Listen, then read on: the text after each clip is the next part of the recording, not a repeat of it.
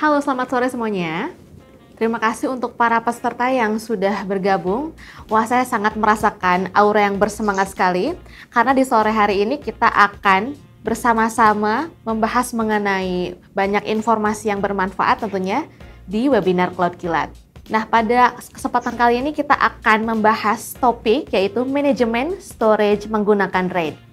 Tentunya kita dalam menggunakan storage harus pintar juga dalam mengelolanya. Dan kita di sini akan membahas mengenai teknologi RAID. Nah, di sini saya tidak akan sendiri, yaitu akan ada narasumber yang kredibel. Di sini ada Mas Dandi Nurrahman. Kita sapa dulu ya. Halo Mbak Caca, halo semuanya. Selamat sore, Halo Mas selamat Dandi. datang. Halo Mbak. Oke, selamat sore juga. Lagi di daerah mana nih sekarang nih? Sekarang kebetulan lagi di kantor Cimahi, kantor Cloud Oke. Kilat. Masih WFO-WFH ya berarti ya? Iya, belum full WFO. Oke.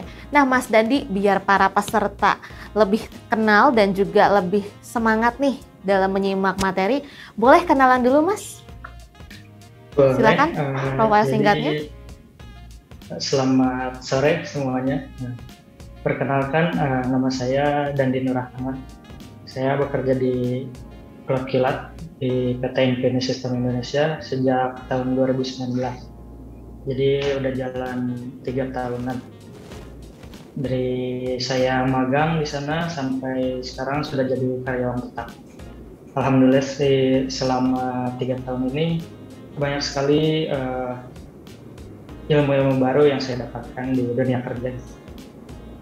Salah satunya materi sekarang yang akan saya berbagi dengan teman-teman semua. Gitu. Oke. Oke, terima kasih Mas Dandi untuk perkenalannya. Jadi Mas Dandi Nurrahman ini di Cloud Kilat yaitu sebagai Cloud Engineer dan sudah berpengalaman kurang lebih dari tahun 2019 sampai dengan saat ini bersama tim Cloud Kilat lainnya. Dan tentunya di sini Mas Dandi akan membagikan informasi dan juga ilmu yang sangat bermanfaat bagi kami. Nanti akan membahas lebih detail. Untuk sesinya nanti kita akan ada sesi sharing knowledge, kemudian juga kita akan ada sesi demo, dan dilanjutkan dengan sesi Q&A ya. Oke, untuk mempersingkat waktu, baik boleh kita masuk ke sesi berikutnya, ke sesi sharing knowledge. Silakan Mas Dandi, boleh di sharing screen-nya. Terima kasih ya Mbak Caca.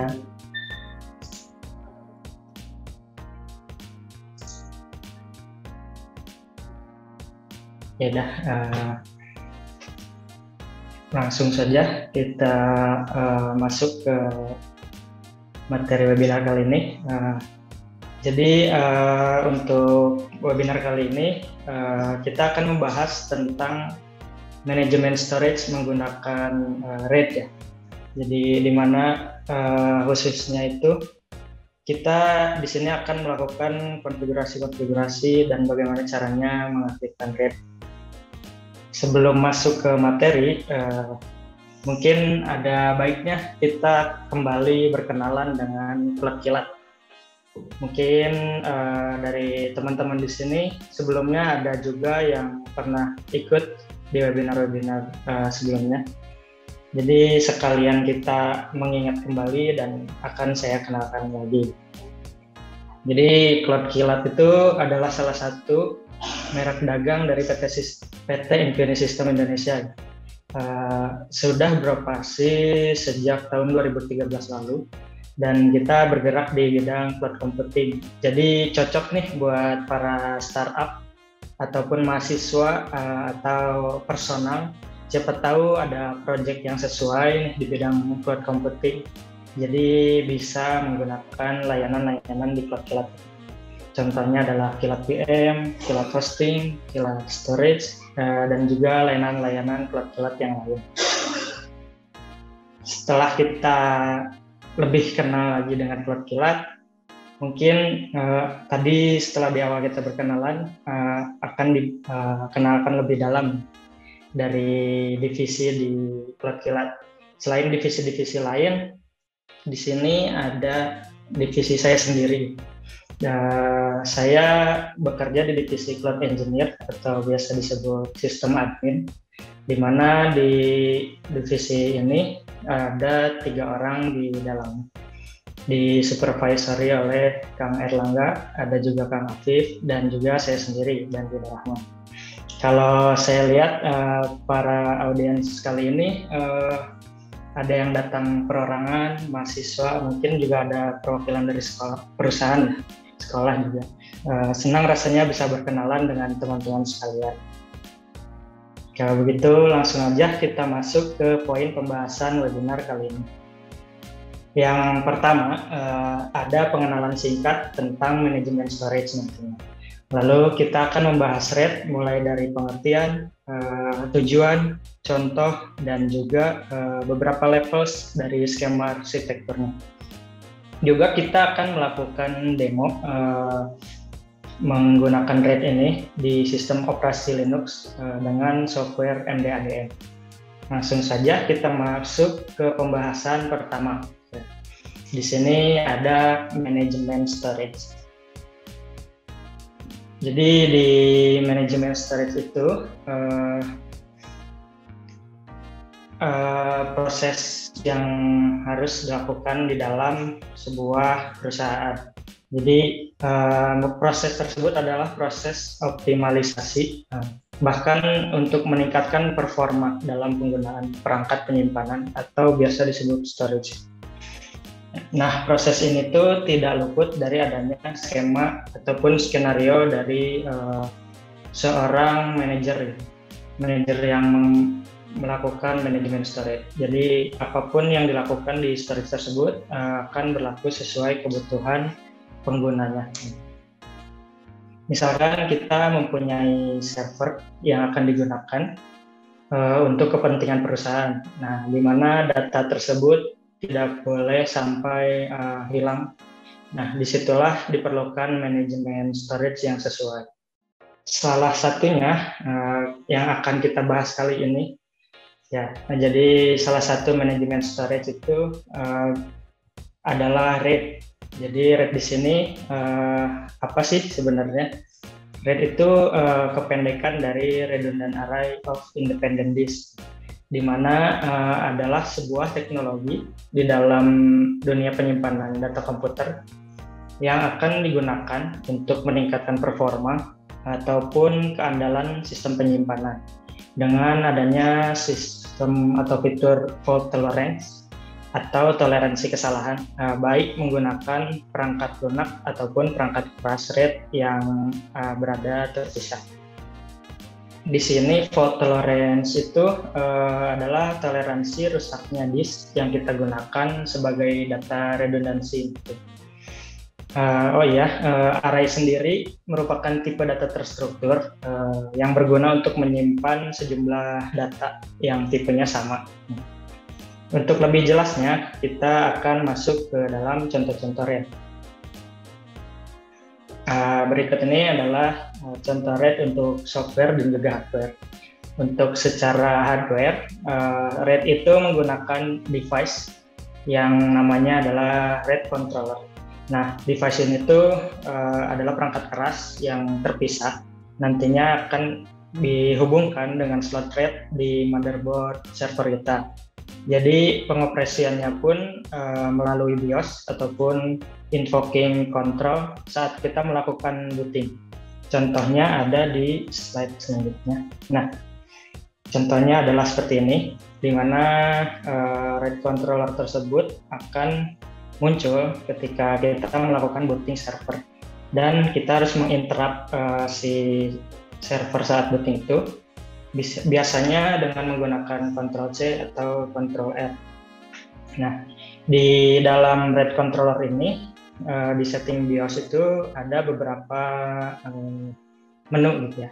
Di sana ada adapter properties, bisa juga menyiapkan beberapa RAID. Kita bisa membuat RAID 0, RAID 1, ataupun RAID 10. Dan juga ada menu volume yang sudah dijadikan RAID. Nah, selanjutnya untuk contoh produsennya gitu ya, yang biasa digunakan di server adalah MegaRAID. Yang perlu diperhatikan di hardware RAID ini, spesifikasi server yang kita gunakan itu harus sesuai dengan apa RAID controller yang akan kita beli. Dan soalnya tidak setiap server mempunyai spesifikasi yang sama, jadi mereka punya spesifikasi masing-masing untuk RAID controllernya. Lalu yang kedua ada software RAID. Seperti layaknya aplikasi, software RAID ini dijalankannya itu di atas sistem operasi. Misalkan untuk Linux, kita bisa menggunakan software MDADM, atau juga bisa ditemukan saat kita melakukan instalasi OS. Nanti di saat partisi itu ada opsi untuk melakukan RAID. Sedangkan untuk macOS dan juga Windows bisa menggunakan software RAID. Selanjutnya, tidak hanya sebatas dari software dan hardware saja ya. Jadi yang paling penting di dalam sebuah RAID itu adalah tingkatan levelnya. Di mana tiap level di sini bukan sebagai hubungan hierarki, jadi melainkan perbandingan skema dari arsitektur yang digunakan di dalam RAID tersebut. Pada dasarnya RAID ini terbagi menjadi 7 level.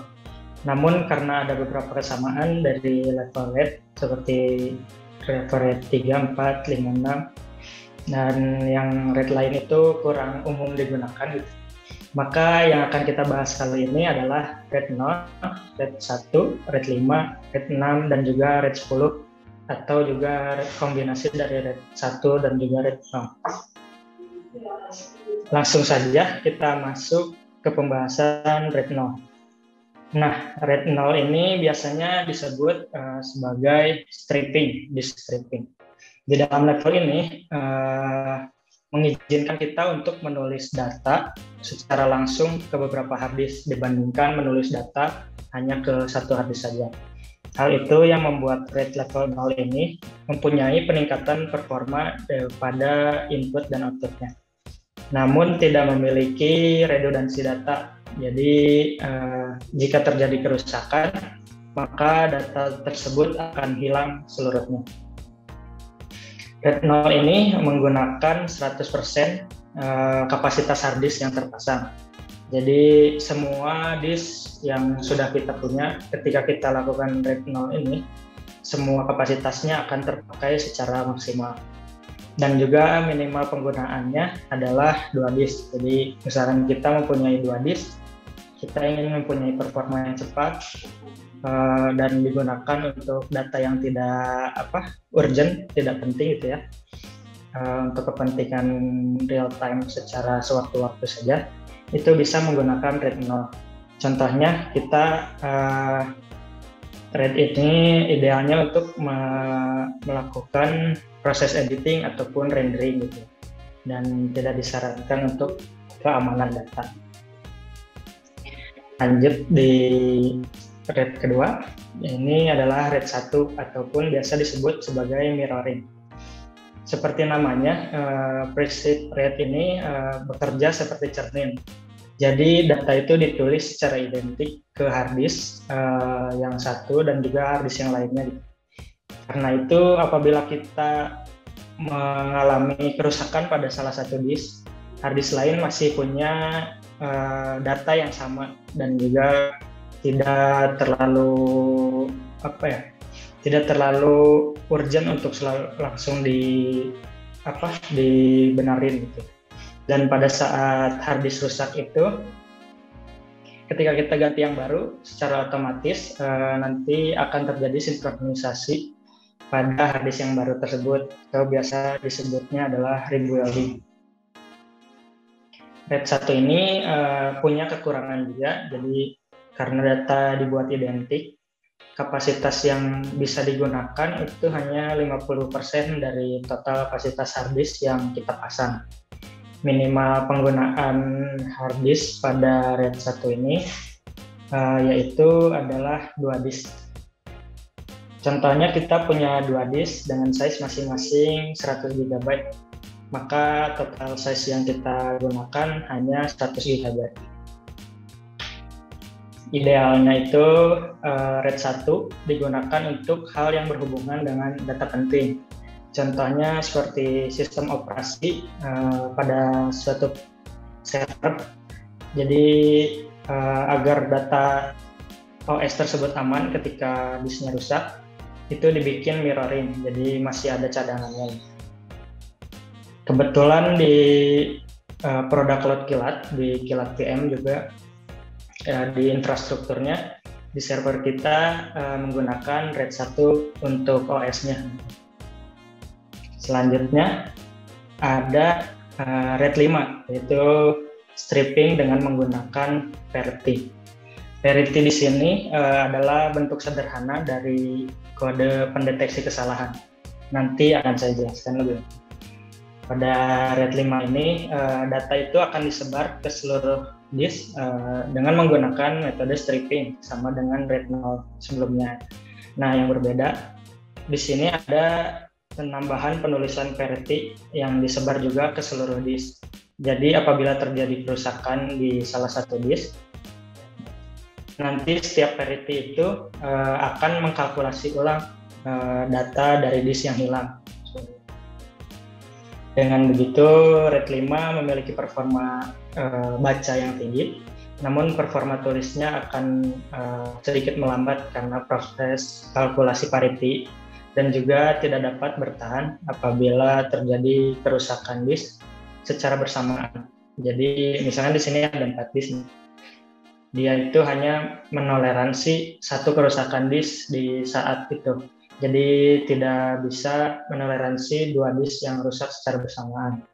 Nah, minimal penggunaan disk pada RAID 5 ini adalah 3 disk, dan kapasitas totalnya itu adalah 2/3 dari kapasitas disk yang terpasang.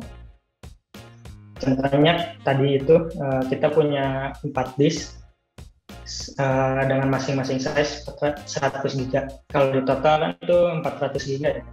Nah, kalau di RAID 5 ini kita hanya bisa menggunakan 300 GB, karena 100 GB lagi yang disebar ke setiap hard disk akan digunakan sebagai parity. Selanjutnya ada RAID 6. Nah, ini RAID 6 ini hampir sama dengan RAID 5 karena dia adalah pengembangan dari RAID yang sebelumnya dengan menggunakan double parity, di mana data parity ini akan ditulis ke 2 blok parity di setiap disk. Nah, nanti data pada RAID 6 ini masih dapat bertahan apabila terjadi kerusakan pada 2 disk sekaligus. Berbeda dengan RAID 5 tadi yang hanya bisa menoleransi 1 disk yang rusak.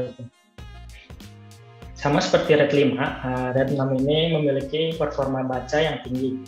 Sedangkan performa tulisnya jauh lebih lambat dari RAID 5 karena dia membutuhkan lebih banyak kalkulasi parity.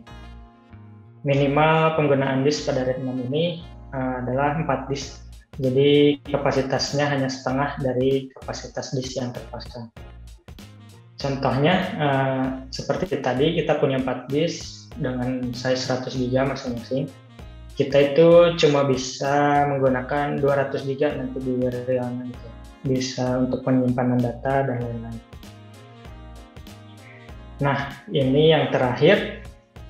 Yang terakhir ada RAID 10 atau RAID kombinasi dari mirroring dan juga stripping. Nah, di level ini itu pengembangan dengan menyatukan kelebihan dan kekurangan tiap-tiap level RAID itu sendiri, dari RAID level 1 dan juga RAID level 0. Nanti cara kerjanya itu dia menulis data secara identik, lalu disebar ke seluruh disk menggunakan metode stripping. Jadi itu bisa mempercepat performa untuk penulisannya. RAID level 10 ini punya keunggulan dari segi performa, dan juga dia mempunyai redundansi data. Namun untuk mengaplikasikannya di real server gitu ya, di server PC, kita memerlukan biaya yang tidak sedikit itu, dan juga akan lebih sulit untuk skalabilitasnya itu untuk menambah resource ataupun penambahan disk di sana nanti. RAID 10 ini menggunakan 50% juga sama seperti RAID 1 karena sama-sama ada RAID 1-nya gitu. Dan minimalnya itu menggunakan 4 disk. Contohnya kita punya 4 disk juga dengan size 100 GB. Jadi nanti yang akan bisa kita gunakan itu hanya 200 GB. Nah, dari semua level-level RAID tersebut muncullah kesimpulan di mana setiap level RAID itu punya keunggulan dan juga kelemahannya masing-masing. Jadi tinggal kita sebagai seorang yang memanage storage akan menggunakan penyimpanan tersebut untuk kebutuhan apa. Misalkan untuk kecepatan, kita bisa lihat dari tabel di sini rangkumannya. Kita bisa menggunakan RAID 0, namun dengan konsekuensi kita tidak mempunyai keamanan data ketika misalkan terjadi kerusakan disk nantinya. Dan misalkan untuk keamanan, kita bisa menggunakan RAID 1. Namun dengan menggunakan RAID 1, kapasitas yang dipakai itu nanti jadi tidak full gitu ya, jadi cuma setengahnya. Nah, untuk RAID 5 dan 6 bisa kita gunakan untuk keduanya dengan mendapatkan kecepatan juga size yang lebih besar dari RAID 1. Namun kecepatan penulisannya itu akan lebih lama karena dia mengkalkulasi parity terlebih dahulu. Dan RAID 10 ini bisa kita gunakan karena dia punya semua keunggulannya. Dia punya kecepatan baca, dia kecepatan tulisnya juga lumayan gitu ya. Tentu dia juga punya keamanan data karena mempunyai RAID 1 di mana data di mirror. Namun kelemahannya dia mempunyai biaya yang paling besar. Dan juga perlu diingat bahwa RAID di sini itu bukan seperti backup gitu ya, bukan seperti cadangan data pada biasa. Walaupun semua level RAID di sini selain RAID 0 menawarkan perlindungan data dari kerusakan disk. Nah, untuk keamanan yang lengkap tetap disarankan untuk melakukan pencadangan data ataupun backup gitu, yang disimpan di dalam sistem RAID. Nah, cadangan ini bisa berguna bila suatu saat terjadi kerusakan, misalkan ada masalah nih di data center ataupun di server kita, di mana disk itu semuanya rusak karena adanya lonjakan daya ataupun ada bencana alam. Ya. Kalau kita sudah melakukan backup, kita bisa tenang karena nanti kita bisa melakukan restore kembali dari data-data yang sudah di backup sebelumnya. Nah, begitu penjelasan RAID. Berhubungan dengan materi RAID ini, kebetulan yang saya jelaskan tadi di tengah-tengah, kilat VM itu pada infrastrukturnya menggunakan penerapan RAID 1 untuk sistem operasinya. Dan juga dia menggunakan RAID 10 juga untuk data para customer. Nah, jadi kilat VM 2.0 yang dimiliki kilat ini menjamin data pelanggan akan aman walaupun terjadi kerusakan pada salah satu disk di server kami. Pasti performanya pun lebih cepat gitu ya, karena dan kita untuk keamanan data kita melakukan backup yang disimpan di H-1 dari data real yang digunakan. Seperti itu. Sekian presentasi dari saya. Saya kembalikan lagi kepada Mbak Caca. Oke, terima kasih Mas Dandi atas penjelasannya. Sangat inspiratif sekali. Baik, berikutnya kita akan masuk ke sesi Q&A. Dan untuk, mohon maaf, ke sesi demo. Nah, untuk para peserta yang mungkin tadi butuh gambaran dan juga ingin lebih detail penerapannya, nanti akan dibahas secara mendetail oleh Mas Dandi di sesi demo. Kemudian saya remind kembali untuk para peserta yang sekiranya mau bertanya atau misalnya ada diskusi gitu, boleh disampaikan dulu di kolom chat, nanti akan dibantu dicatat oleh tim panitia dan akan dibahas pada sesi Q&A. Oke. Halo Mas Dandi. Ya Mbak Cica. Sudah ready ya? Oke, sudah siap. Oke, silahkan dilanjutkan ke sesi demonya. Terima kasih Mbak.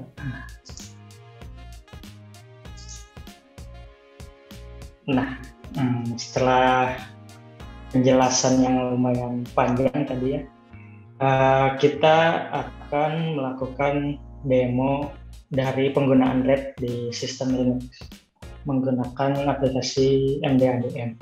Nah, kenapa sih kita pakainya yang software nggak langsung yang fisik ya? Karena keterbatasan yang fisik itu harus melalui beberapa perizinan dan juga kontrol yang agak rumit gitu ya. Jadi tadi cukup saya jelaskan dengan screenshot yang ada di presentasi.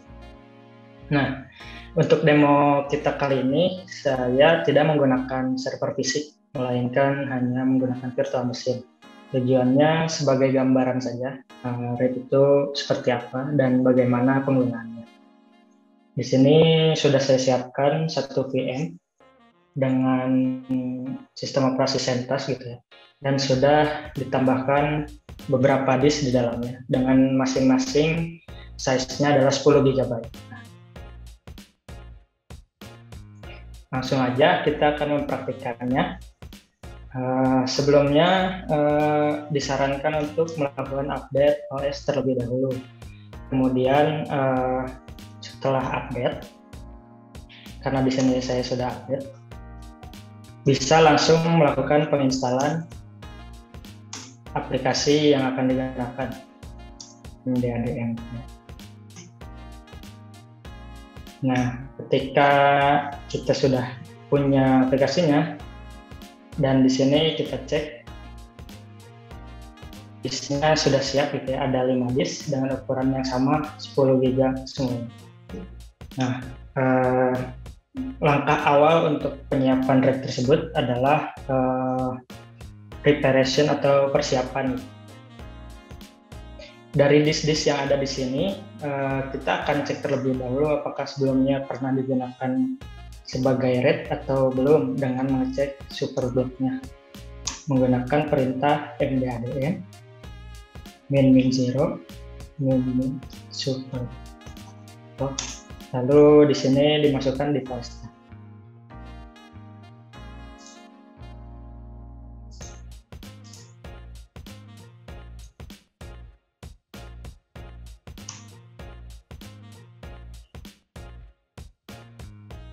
Langsung saja.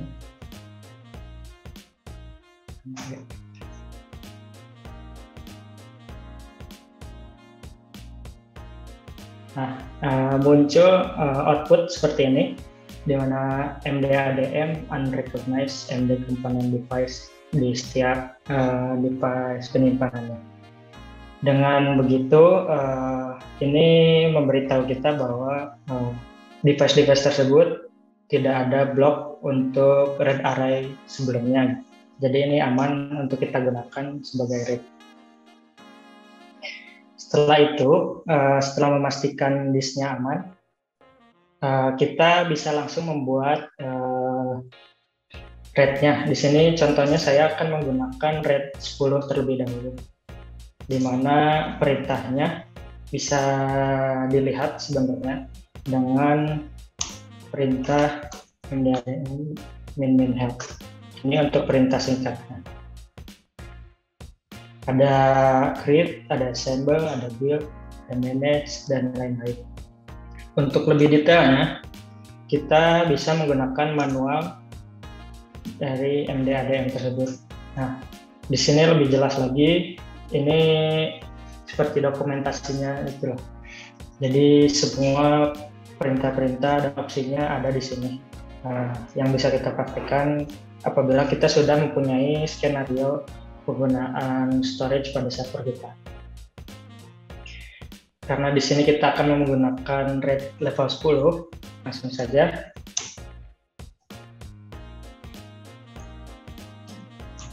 Dengan mengetikkan perintah mdade, create, verbose di sini untuk menampilkan output ketika kita sudah menjalankan perintahnya. Lalu nama device-nya, karena ini RAID 10 kita kasih nama yang sesuai. Setelah itu levelnya, tingkatan RAID-nya RAID berapa gitu. Kita masukkan RAID 10. Setelahnya di sini dimasukkan berapa device yang akan dimasukkan ke dalam RAID level 10 ini. Karena minimalnya 4, kita masukkan minimalnya saja. Lalu terakhir, di sini kita masukkan device mana saja yang akan dibuat sebagai RAID 10.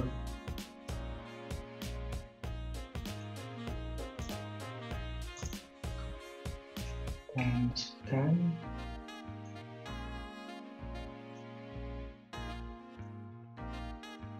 Dari 5 device yang ada di sini, kenapa sih cuma 4 yang saya gunakan? Nanti tujuannya satu storage lagi itu akan dibuat sebagai spare dan juga untuk penambahannya. Nah, sesimpel itu sebenarnya membuat RAID di dalam sistem Linux. Dengan satu perintah kita sudah bisa membuat sistem penyimpanan kita menjadi lebih aman.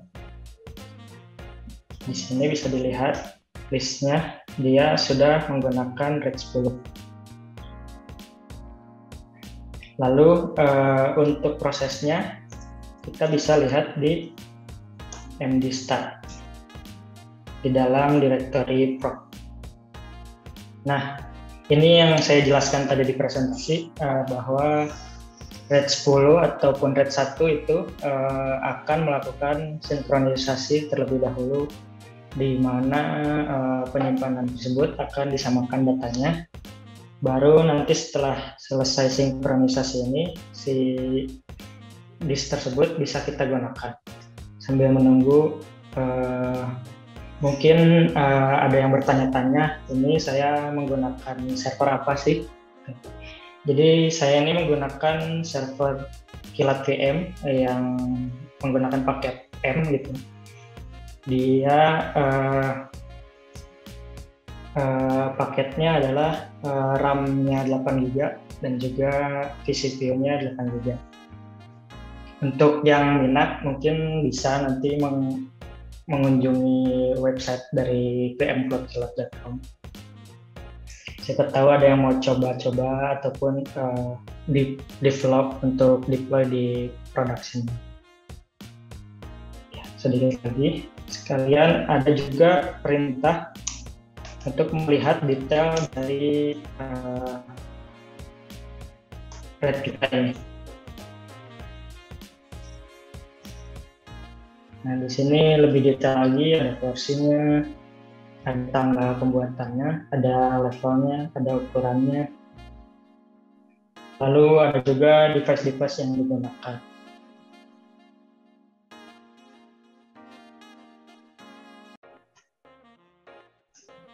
Nah, ini udah beres untuk pembuatannya.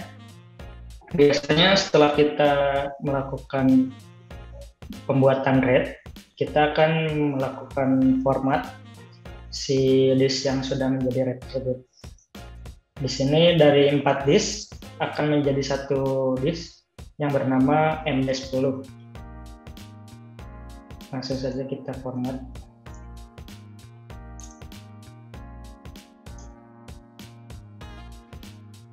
Nah, formatnya sudah selesai. Setelah format, kita tentunya untuk menulis data harus melakukan mounting perangkat ini, device tersebut ke dalam directory. Jadi kita akan buat terlebih dahulu dengan nama yang sama, lalu melakukan mounting manual.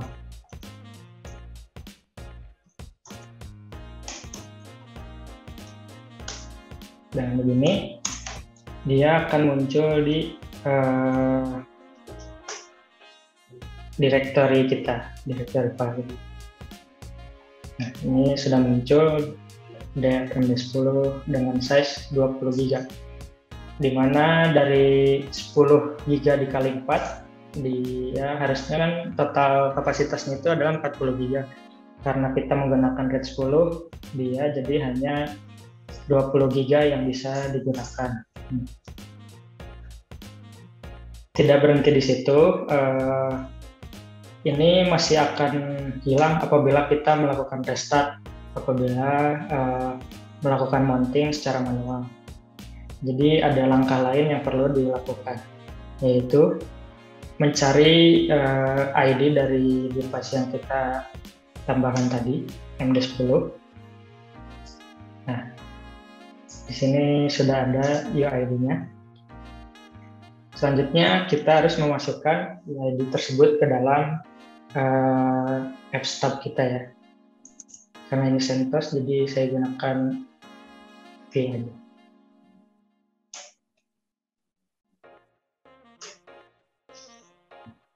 Nah, secara default sudah ada di dalamnya. Karena menggunakan VM, jadi dia sudah ada partisi root. Sini kita tinggal copy saja. Lalu direktorinya di mana tadi?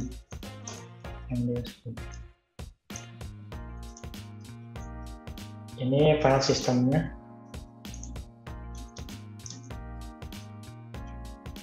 Dan juga disesuaikan saja.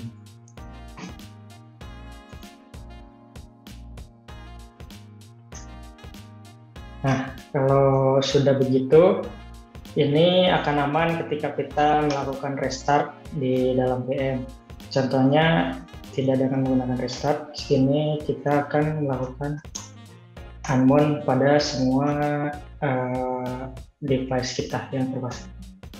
Nah, muncul error ini karena partisi root sedang kita gunakan. Kalau kita cek lagi, di sini sudah tidak muncul si directory dari RAID 10 tadi. Lalu dengan mengujinya, lakukan mounting untuk semua device yang ada di etc fstub tadi. Nah, sekarang muncul lagi seperti itu. Itu untuk dasarnya ya. Sekarang untuk mengeceknya tadi sudah diperlihatkan dengan dua cara. Yang pertama cara simpelnya ada di proc and start. Lalu di sini bisa dilihat ada 4 indikator U, di mana 4 itu merupakan jumlah device-nya, dan U itu artinya device tersebut up ataupun berjalan. Yang kedua bisa dicek dari detail. Nah, ini lebih terpakai apabila nanti ada kegagalan pada drive, contohnya seperti ini. Kita akan mencoba membuat satu drive menjadi gagal gitu. Ibaratnya kita punya satu disk tersebut rusak. Sebelumnya kita buat dulu data ke dalam RAID 10 tadi.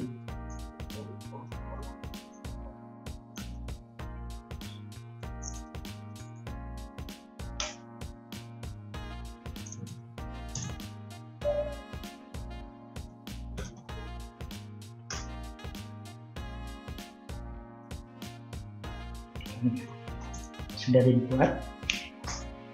Ini sebagai contoh bahwa RAID 10 ini berjalan dengan baik. Lalu bagaimana apabila terjadi kegagalan pada satu drive? Di sini kita akan mencoba dengan menggunakan perintah dan bawaan dari MDADM. Opsinya adalah minimum fail. dan di sini device yang akan kita buat menjadi gagal. Contohnya adalah disk PDB. Sebelumnya kita cek terlebih dahulu di detail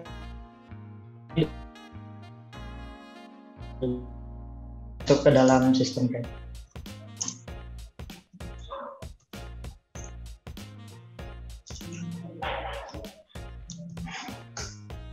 Nah, setelah kita melakukan faulty pada disk PDB ini, kalau kita cek lagi, nah satu disk dari RAID 10 yang awalnya berjumlah 4 menjadi rusak gitu ya. Dan ini untuk memperbaikinya itu kita harus menghapus dulu, meremove disk tersebut dari sistem array. Kita sambil cek dulu apakah si data yang kita buat tadi masih bisa dibaca ataupun tidak. Ya, jadi walaupun ada disk yang gagal, pada RAID 10 ini data di dalamnya masih bisa diakses gitu. Nah, untuk itu kita akan mempraktekkan bagaimana mengembalikan disk yang rusak tadi. Apabila kasusnya di disk tersebut setelah kita cek ternyata masih normal gitu ya, hanya terjadi anomali yang membuat disk tersebut menjadi fail. Sebelumnya kita hapus dulu.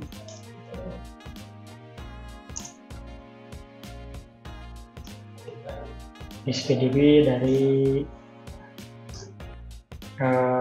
RAID gitu. Nah, setelah dihapus kita tidak bisa secara langsung memasukkannya kembali gitu. Kita harus menghapus super blocknya lagi seperti di awal.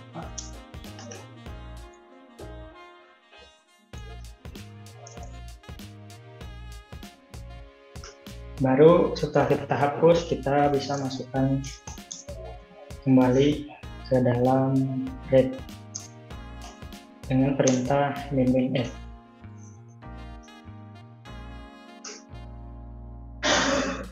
Dengan begitu, dia akan melakukan sinkronisasi lagi, di mana di situ dijelaskan dia terbaca sebagai rebuilding.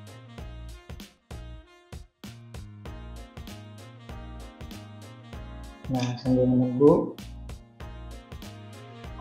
mungkin ada yang mau lihat-lihat itu layanan-layanan CloudKilat.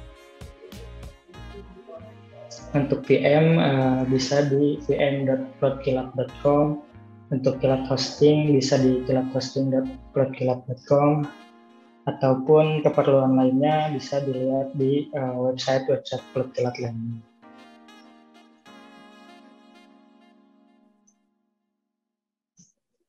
Nah, di sini rebuildingnya masih lama karena si disk di RAID 10 ini sudah diisi data sebelumnya. Nah, itu ibaratkan kita punya data yang banyak, terus satu disk di sistem kita itu gagal, maka saat kita mengganti disknya itu akan membutuhkan waktu yang lumayan untuk rebuilding data di dalamnya. Di sini sudah selesai. Selanjutnya, bagaimana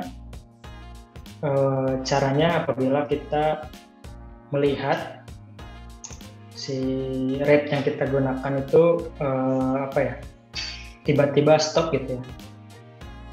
Kita implement.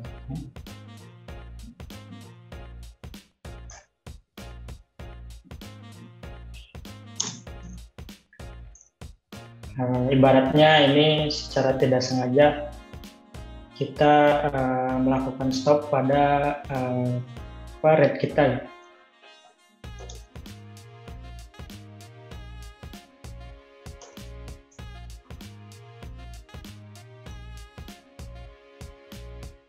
Aduh,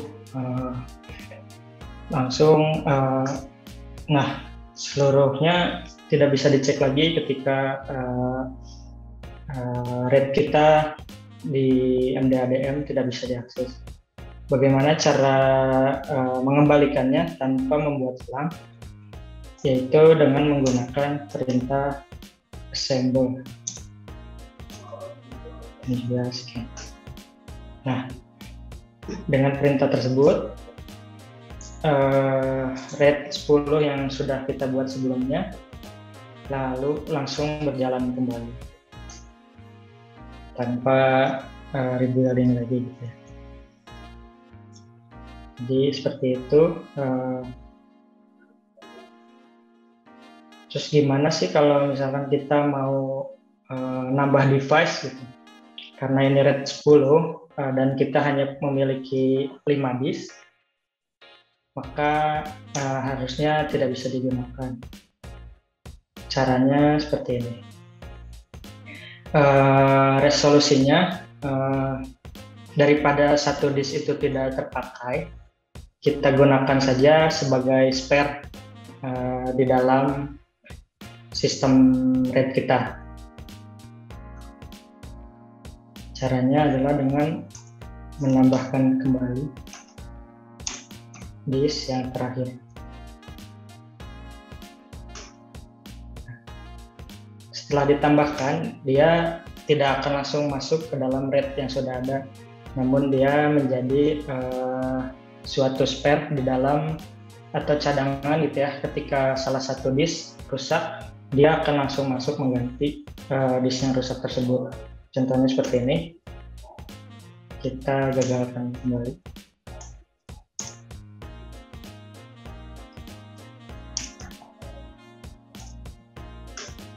Disk VDE.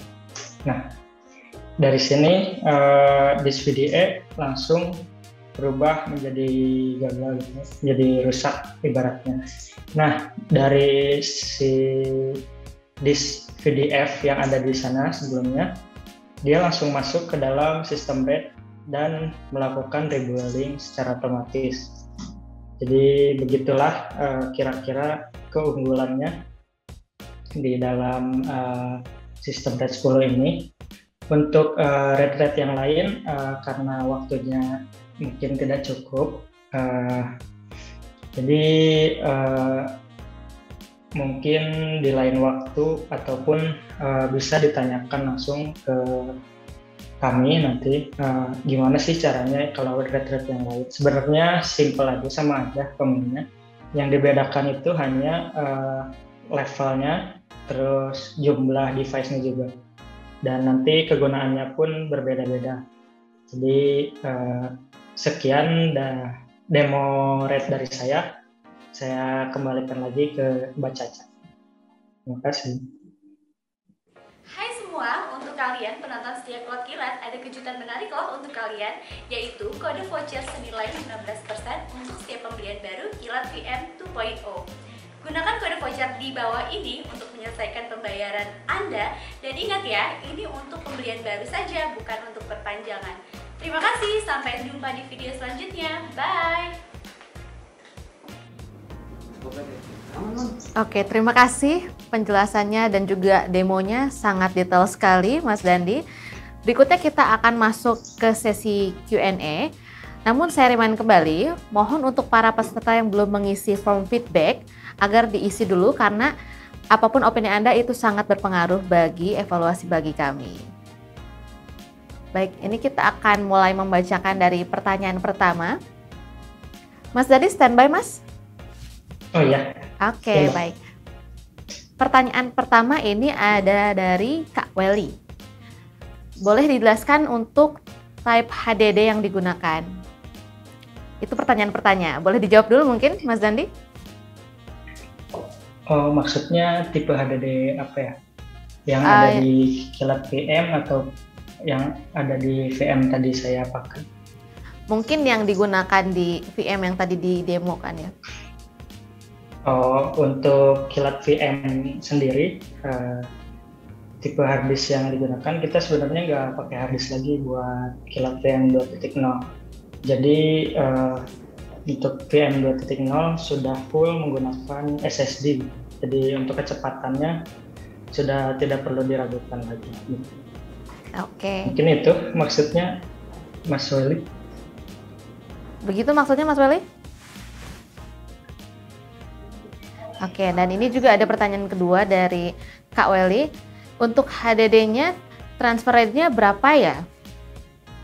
Oh, itu sebenarnya bisa dicek ya di dalam sistem Linux. Untuk yang saya gunakan tadi karena merupakan virtual, jadi itu di VM tidak kelihatan. Kalau di server fisiknya terlihat sebenarnya. Oke, semoga menjawab ya Kak Weli. Berikutnya ini akan ada pertanyaan dari Kak Michael William. Untuk mendapatkan redundancy yang optimal, lebih baik kita menggunakan parity lebih dari satu disk atau satu disk saja cukup ya Kak? Gimana kira-kira Kak Dadi? Ini yang sudah dijelaskan tadi di perbedaan dari RAID 5 dan RAID 6. Kalau untuk tujuannya untuk redundancy yang lebih gitu ya, lebih baik menggunakan RAID 6 di mana dia menggunakan double parity. Kalau misalkan dia pakai RAID 5 di mana parity-nya hanya pada satu blok parity gitu ya. Nah, itu kan toleransi kegagalan disknya hanya satu. Jadi untuk redundansi data lebih disarankan yang lebih banyak parity-nya seperti RAID 6 tadi. Oke, mungkin itu pertanyaannya dan juga jawabannya Kak Michael William. Semoga bisa menjawab. Oke, next ada pertanyaan dari Kak Faisal. Jika HDD yang sudah di setup RAID, kemudian seiring waktu berjalan salah satu disknya error dan dilakukan replace, apakah otomatis akan auto sync datanya? Nah, itu yang membedakan antara RAID secara hardware dan juga RAID secara software. Kalau misalkan kita menggunakan RAID secara hardware gitu ya, di server fisik langsung, ketika harddisk lama yang rusak akan diganti yang baru, kita cukup cabut yang disknya rusak tersebut, tapi jangan sampai salah, ada caranya. Nanti kita tinggal masukkan disk baru dengan size yang tidak jauh berbeda, dimasukkan ke slot yang sama. Secara sistem di RAID controller itu akan melakukan auto synchronize. Nah, kalau di software kayak tadi, jadi kalau misalkan dia nggak dijadiin spare, dia nggak akan langsung masuk gitu. Itu bedanya. Oke, mungkin itu ya saran dari kami. Oke, terima kasih. Pertanyaannya next ada pertanyaan dari Kak Aretusa Kalista. RAID kan terdiri dari beberapa level. Bagaimana kita memilih level yang tepat sesuai dengan kebutuhan? Setiap level kan memiliki kegunaan yang berbeda. Nah, itu pilihnya gimana ya Kak? Jadi setiap level itu biasanya cocoknya untuk kebutuhan yang seperti apa? Dan apakah di Cloud Kilat menyediakan teknologi RAID? Nah, itu juga tadi kurang dijelaskan ya. Jadi untuk penggunaan tiap RAID tersebut emang punya sesuai kebutuhan masing-masing gitu ya. Misalkan RAID 0 ini bagus tuh buat apa? Tadi sempat disinggung juga. RAID 0 ini baik untuk kecepatan data secara real time, jadi penggunaannya secara langsung, tidak dengan penyimpanannya. Jadi contohnya seperti proses editing, terus rendering atau streaming. Namun streaming juga perlu diperhatikan, dimana kalau nanti disknya rusak, tentu datanya langsung hilang. Itu poin pentingnya dari RAID 0.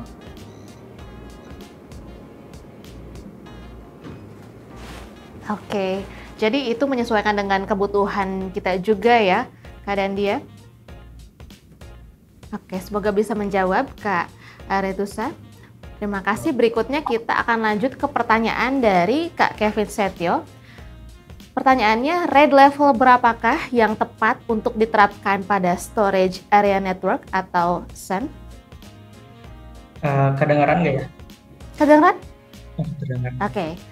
Headsetnya mati. Nah, jadi untuk RAID yang disarankan untuk storage itu bisa menggunakan tergantung kebutuhannya juga. Jadi storage area network penggunaannya untuk apa dulu? Misalkan kita berada di kantor akan menggunakan storage area network sebagai data arsip. Nah, data kantor ataupun data-data keuangan, data finansial. Nah, itu cocoknya menggunakan RAID yang memiliki redundansi data yang full, seperti RAID 10 ataupun RAID 1 gitu ya. Walaupun dari biaya ya sudah jelas perlu dana yang lebih gitu. Sedangkan untuk storage area network apabila digunakan hanya untuk kecepatan, itu bisa kecepatan baca maksudnya. Kecepatan baca itu bisa menggunakan RAID dengan parity yang tadi, walaupun dia cepat, dia masih punya redundansi data walaupun toleransi disk yang rusaknya itu tidak banyak. Kalau full untuk kecepatan sudah tentu pakainya RAID 0, tapi itu sangat tidak disarankan untuk pengelolaan dalam sebuah perusahaan. Oke, baik. Baik, itu Kak Kevin untuk jawabannya, semoga bisa membantu. Next ada pertanyaan dari Kak Rahmadi Puji. Untuk RAID ini kalau dimanfaatkan untuk server backup file, konsepnya seperti apa biar aman? Dan tipe backup seperti apa untuk eksternal backup yang lebih efisien? Apakah HDD eksternal atau tape backup? Ini untuk RAID sendiri kalau dijadikan backup sebenarnya paling aman tuh RAID 10 ya. Kalau dia ngincer kecepatan juga. Kalau enggak RAID 1 juga bisa digunakan. Nah, untuk tipe backupnya tergantung dari keinginan kita nanti si proses restore-nya itu mau yang seperti apa. Tadi ada eksternal HDD, ada juga yang tape backup gitu ya. Lebih baik backupnya itu disimpan di dalam jaringan cloud agar kita bisa mengaksesnya dari mana saja gitu. Kalau misalkan langsung ke eksternal hard disk, kalau penggunaan pribadi itu tidak masalah gitu ya. Tapi kalau untuk penggunaan seperti kelompok, perusahaan, kantor, sekolah seperti itu, lebih baik menggunakan cloud computing. Seperti itu. Baik, mungkin itu penjelasan dan juga saran dari kami. Terima kasih. Berikutnya ada pertanyaan dari Kak Arif Rizky. Apakah jika kita menggunakan RAID seiring waktu ingin ada penambahan disk, apakah itu bisa dilakukan? Ya, tentu saja bisa.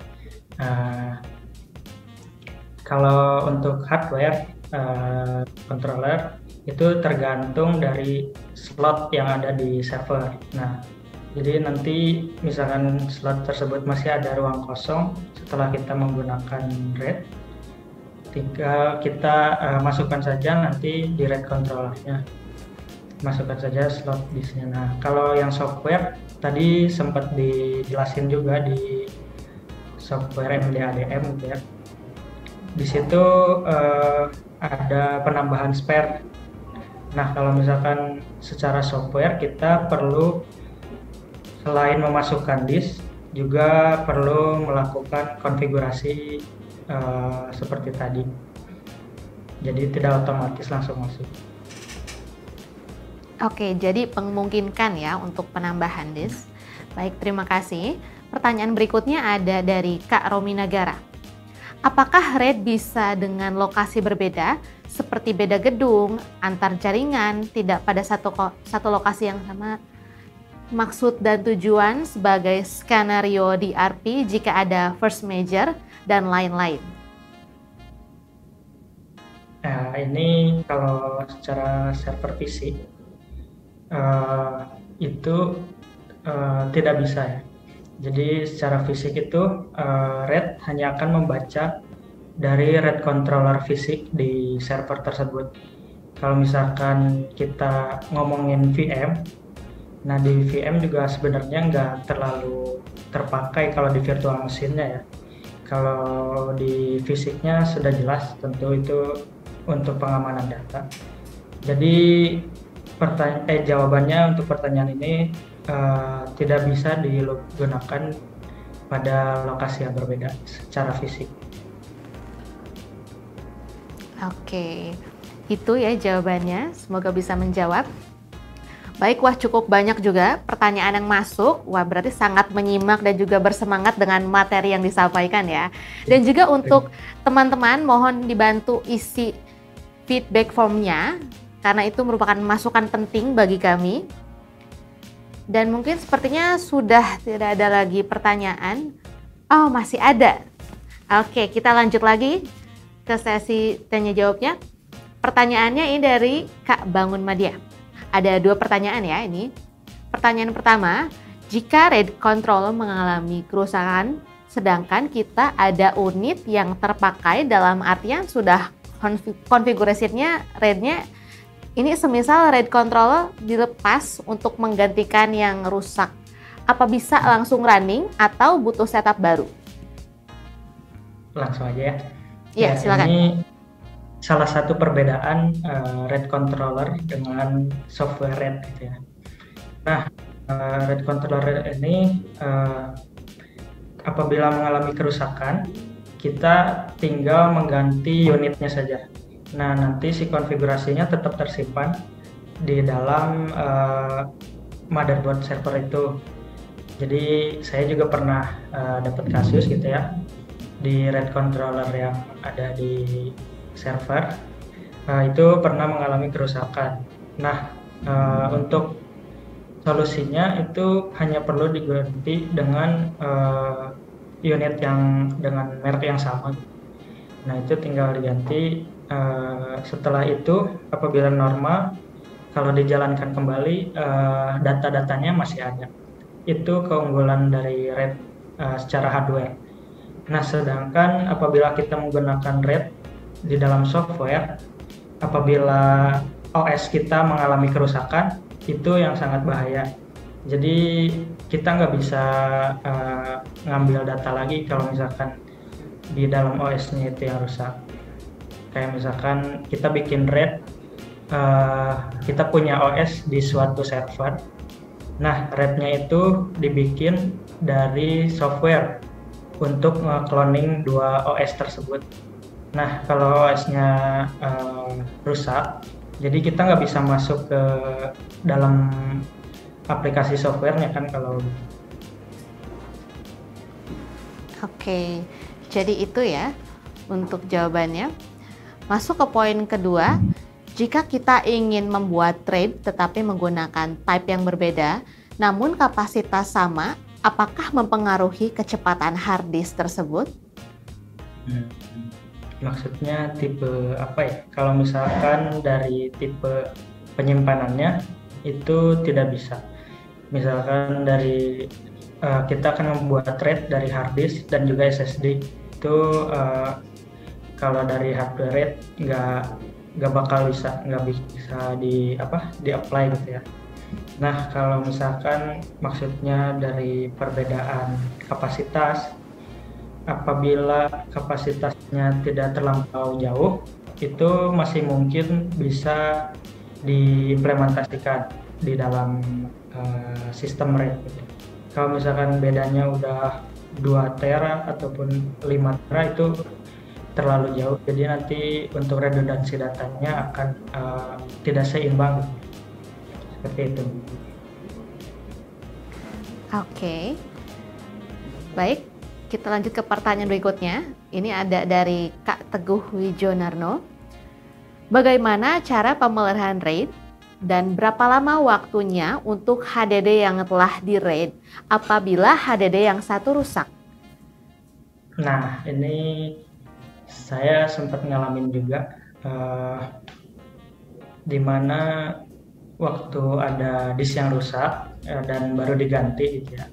Proses rebuild-nya itu kira-kira dari 1 terabyte disk, 1 terabyte data itu memerlukan waktu sekitar ya bisa sampai seharian lah. Paling cepat tuh setengah hari yang untuk dari 1 terabyte. Emang karena mungkin kapasitas servernya sudah besar gitu ya. Jadi ketika satu disk rusak, jadi memerlukan waktu yang lebih lama untuk membangun kembali. Oke, baik. Ini ada poin kedua pertanyaannya. Kalau RAID-nya di cloud, berarti butuh akses internet ya, Mas. Terus minimal bandwidth-nya berapa? Nah, kalau RAID di cloud ya udah tentu kita memerlukan akses internet. Kalau bandwidth-nya itu disarankan menggunakan network dari providernya ya. Di providernya disarankan menggunakan network yang 10 gig, jadi 10 gigabit per second. Soalnya kalau sistem RAID menggunakan koneksi yang 1 gigabit, itu aksesnya kita bakal lama banget gitu. Ya, jadi kerasa banget bedanya dan jadi nggak optimal ke pemasangan implementasi yang kita pakai nanti, misalkan untuk aplikasi ataupun seperti itu, Mas Teguh. Oke, terima kasih Mas Dandi untuk penjelasannya. Berikutnya ada pertanyaan dari Kak Rizky. Ini ada 4 poin pertanyaan. Oke, untuk pertanyaan pertama, apakah RAID 0 itu hanya seperti LVM Linux yang hanya menggabungkan beberapa disk? Ya, sebenarnya di dalam sebuah RAID, ketika kita membuat RAID, dia akan dibaca sebagai logical volume juga. Jadi memang mirip-mirip seperti LVM untuk RAID 0. Jadi dia hanya menyatukan datanya lalu disebar kalau seperti itu. Oke. Baik, next poin kedua. Untuk server database, lebih baik pakai RAID level berapa? Nah, ini server database kan memerlukan komunikasi data yang cepat ya. Dan juga dia penting datanya harus disimpan juga. Jadi tidak boleh sampai hilang gitu ya kalau database. Jadi disarankannya untuk koneksi database yang cepat, server database yang cepat itu menggunakan level RAID 10, di mana kecepatan baca dan tulisnya itu maksimal, namun dia juga masih memiliki cadangan data apabila terjadi kerusakan, bisa ditanggulangi lah. Oke, itu saran dari kami ya. Oke, poin ketiga, lebih optimal mana? Software RAID dengan hardware RAID, dan contoh use case-nya apakah ada? Nah, ini sempat disinggung juga tadi di pertanyaannya yang sebelumnya gitu ya. Use case-nya itu worst case lah ya. Kalau di hardware itu masih bisa kita replace unitnya kalau misalkan terjadi kerusakan pada RAID-nya sendiri, RAID controller sendiri. Nah, yang bahaya itu di software RAID. Software RAID itu kalau misalkan sistem operasinya yang rusak, kita udah nggak bisa apa-apa. Makanya lebih optimal kalau kita menggunakan hardware RAID Jadi kita pakai run controller langsung dari servernya nih. Itu bakal lebih optimal. Baik. Nah, poin keempat, apakah untuk menggunakan RAIN membutuhkan banyak research? Karena itu kan langsung menulis ke banyak hard disk seperti yang Mas jelaskan. Dan Mas sendiri kan menggunakan 8 GB RAM. Ya, kebetulan saya juga mengantisipasi itu. Jadi kalau kita penggunaannya itu banyak gitu ya, tulis data atau baca datanya itu besar, otomatis di servernya itu kita perlu resource yang lebih banyak. Tadi itu sebenarnya saya mau coba melakukan penulisan data dan pembacaan data. Jadi saya pakai paket yang M yang 8 GB. Namun karena waktunya kurang, kalau cuma konfigurasi gitu doang, sebenarnya nggak perlu yang besar-besar. Seperti itu. Oke. Tergantung penggunaan rate-nya nanti. Oke, nah ini satu pertanyaan lagi dari Kak Rizky. Berarti hardware RAID butuh downtime ya Mas? Atau ada backup server gitu? Oh, kalau hardware RAID, iya, itu perlu ada downtime. Oke. Jadi kalau misalkan RAID controllernya rusak, itu kita perlu matiin dulu servernya, karena emang nggak bakal bisa diakses gitu kalau misalkan RAID controllernya udah rusak. Jadi datanya nanti akan nggak bisa dibaca aja gitu karena RAID controllernya sebagai jembatan ke suatu penyimpanan itu mengalami kerusakan. Jadi perlu cepat-cepat diganti sih. Baik, terima kasih Kak Dandi atas penjelasannya, luar biasa sekali.